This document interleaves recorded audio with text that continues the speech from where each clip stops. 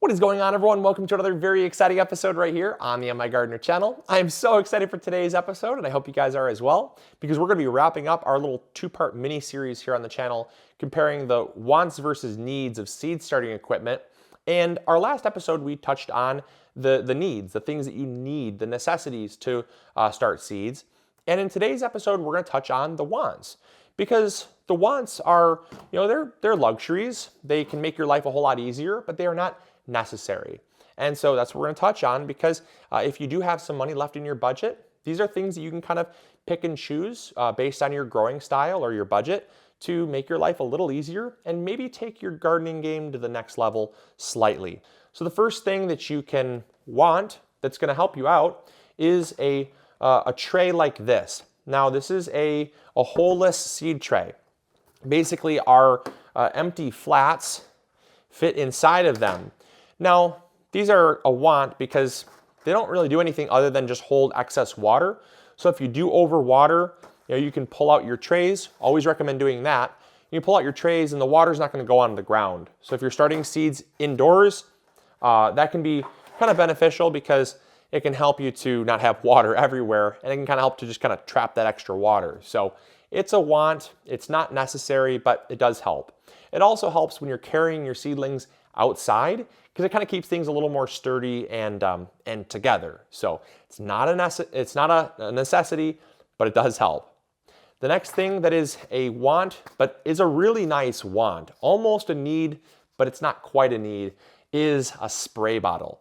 Now, watering your seedlings is important. You got to water your seedlings, but you don't have to use a spray bottle. You could use a little watering can, a pitcher of water. Heck, you could use a Kool-Aid bottle. I don't care. Your plants need water. And as long as you don't splash them with a monsoon of water, they're going to be fine. But one of the really nice things is when you're starting seeds is before they sprout, being able to spritz the top of the soil, because that's going to keep the moisture right where the seeds are and not a whole lot more than that. But it's also going to be just very gentle, right? It's going to be very gentle on the seeds, so it's not disrupting the soil and splashing them everywhere.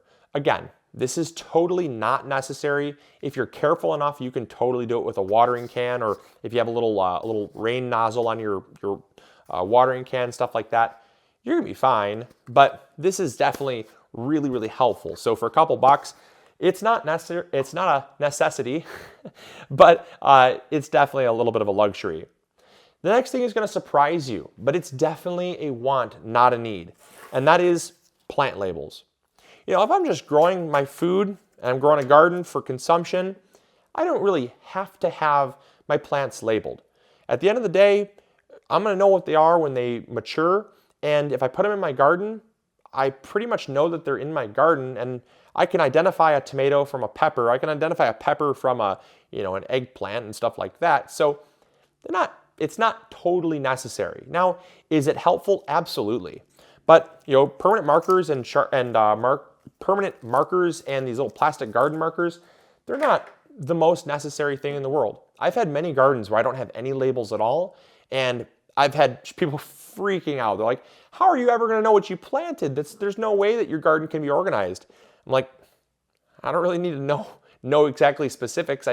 I'm growing them for my consumption. So as long as I grow them to the point that I can consume them, I don't really care. So that's really the need versus want breakdown of labels. Now, the next thing is a humidity dome.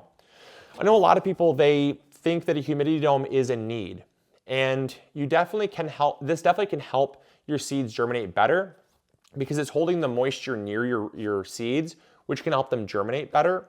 But once your seeds actually germinate, you don't need it. And in fact, it can actually harm your plants. If you keep a humidity dome on too long, humidity is moisture, and moisture indoors can cause problems. As we talked about in the first episode, if you have too much moisture, things like powdery mildew and dampening off and blights and stuff can actually kill your plants. So it is not advised to keep a humidity dome on after your plants germinate. So this is only good just to help increase the germination. But your plants will germinate just fine if you do a good job of just keeping them misted with a mister or watered with a watering can. So it is not a necessity by any means. The next thing that is a total luxury, but is a very nice luxury at that, is a timer. I cannot tell you how nice a timer is because I can put all my grow lights on a timer. I can have my grow lights come on for 16 hours, have them turn off for 8. I don't have to come down here every single, 2 times a day and time when I'm turning my lights on and off. It does it for me. You can turn your fan on for a preset period of time. You can turn your grow lights on for a preset period of time. You can do anything you want with it, but I'll tell you what, this is an absolute luxury, but it's a nice luxury to have for the money that they cost. This is just a little one here. I got it from our dollar store. I got it for like, I think, $2 or $3. Wasn't quite $1, but you all know how the dollar store goes these days. But yeah, for like $3, super cheap and very, very nice. But it's not a necessity. You can come down and you can plug your lights in and out. You can turn your lights on and off and do anything you want power-wise, but it's nice for a little more hands-off autopilot operation.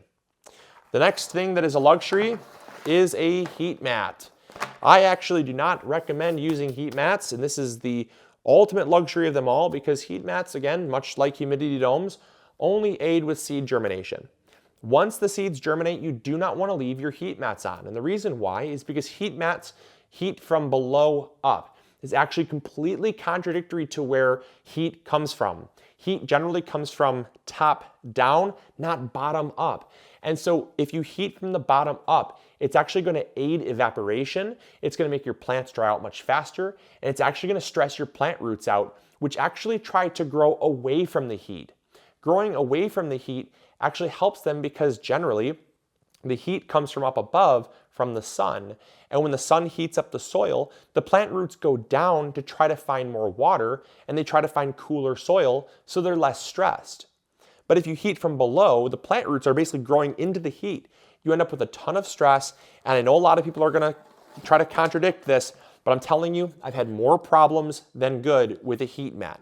Now, again, if you have a cold room and you have a hard time germinating seeds, you have a hard time keeping your soil at a consistent 65 to 70 degrees, a heat mat can help. But as soon as those plants germinate, take the heat mat off. I cannot stress that enough.